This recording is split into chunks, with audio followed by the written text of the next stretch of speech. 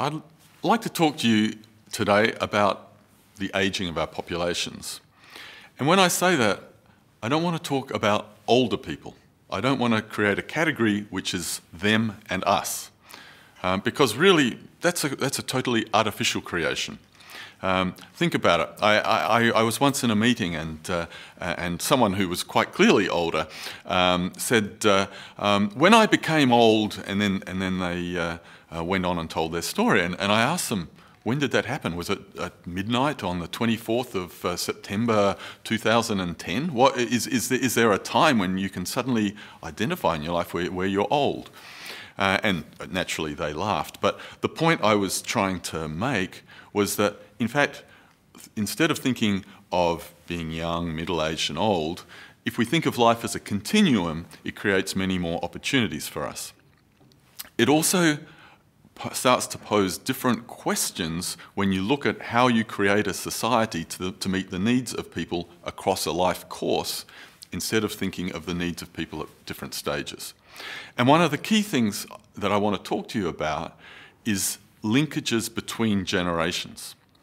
When I go to places like Asia or Africa, people say to me, here things are different.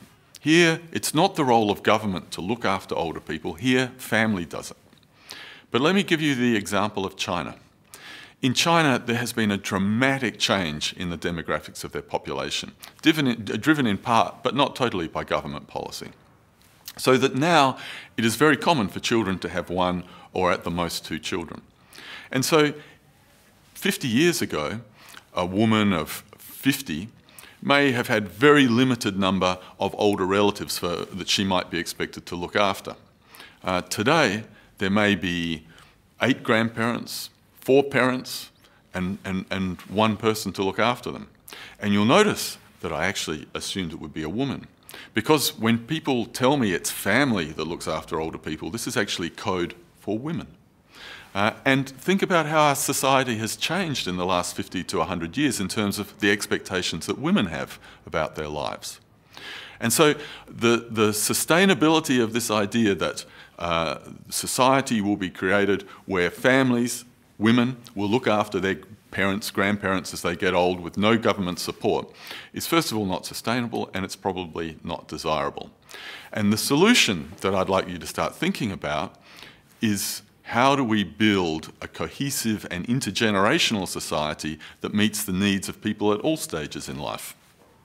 Let me give you an example. I was recently in Myanmar.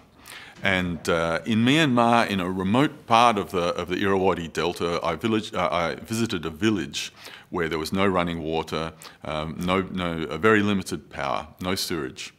And what they had created in that village was an older people self-help group. It was getting young-ish older people together to help the oldest old in their community. And, for example, someone there had recently had a stroke, and that group had been able to contact the local healthcare worker who came in and assessed the person, told them what had happened, and gave them some guidelines on how to manage their stroke. So in one of the poorest and remotest parts of the world, here was an older person that was receiving rehabilitation for a very common and serious problem. And it wasn't through an expensive government process, it was through a strengthened local community. In other parts of the world, there are initiatives which are taking a similar sort of approach, but which are also linking that to younger stages in life.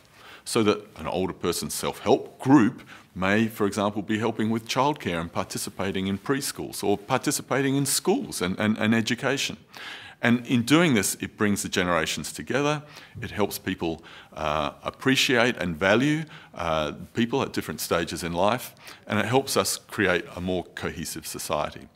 So what I'd like you to think about is, how can we foster those intergenerational links? How can we move from this segmented model where we see young, middle-aged, old, to creating a cohesive society that meets the needs of people all across life? And there are many ways we might do that. Some of them are breaking down the stereotypes and barriers which we have for people at different stages in life. old people might view young people as dangerous, as out of touch, as rude and risky. And young people might view older people as out of touch and boring.